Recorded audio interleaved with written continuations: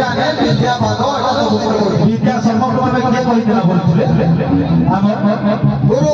সারা বলছিলে তো কই যেটা জানি তো যদি না হেবা বড় ভাইয়া কি ছোট ভাইয়া সে জানবে তাহলে বলে দিবে ভাই মারে এনো কথা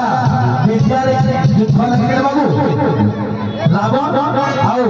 शिव भगवान और पुराण रे तमे भाई बाबू आइ लगे ए पुराण रे ओने के साथ में पढ़ा गो हे बाबू रे कहबो ओ सला पर कानबो केते ओ सुनिला तुझबु केते आकाश तरा गणबो केते आइला लिंडे बाजी के ब्याह केते शास्त्र माने भला कहितले ओ साटा पे कहितो जे जदी भाई होए तमे इनो आलोचना समालोचना पर्यालोचना जदी भी होइदिबा तमे कहि दो लेकिन गुटे कहा केति रहे प्रश्न समझाबा हेटा अति गर्व हतलका अति माने चक्र अति जाने भरण अति गर्व कला बड़ी लंकार राजा मरिला अति दान भाई के इगो कम मारो जेते बेले हमर अपराध की मुक्ति वाली दाव जमा होई दिए दुरापानी कथा बाटे तो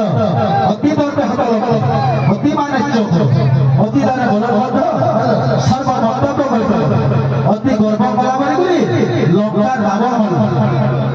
अति अति की हेले भाई काय कहूछ मुई यूट्यूब रे देखो मुई केता कर दूचे सेटा कर दे ए रेमला टू भी जेते बेला पहला आइले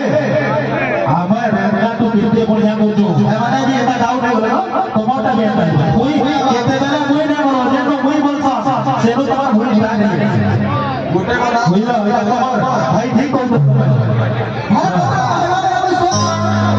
गुटे কথা क्या है और पहले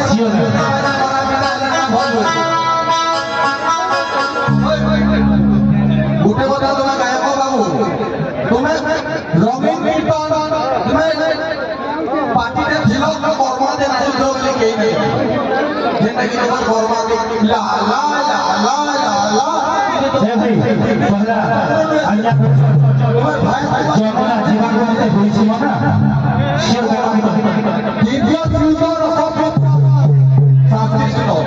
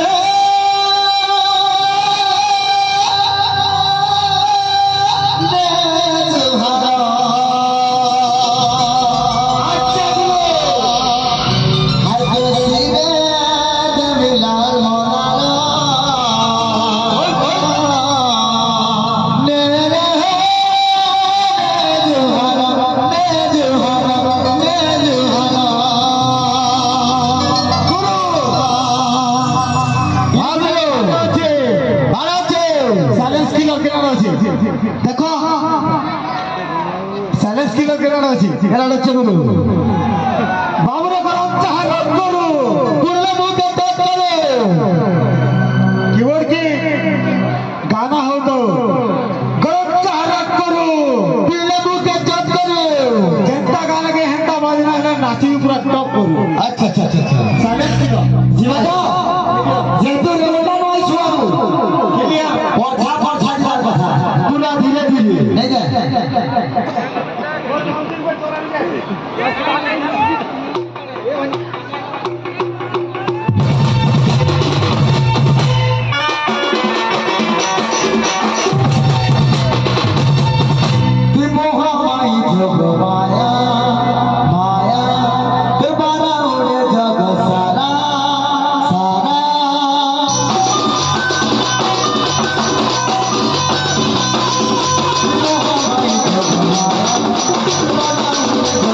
Bye.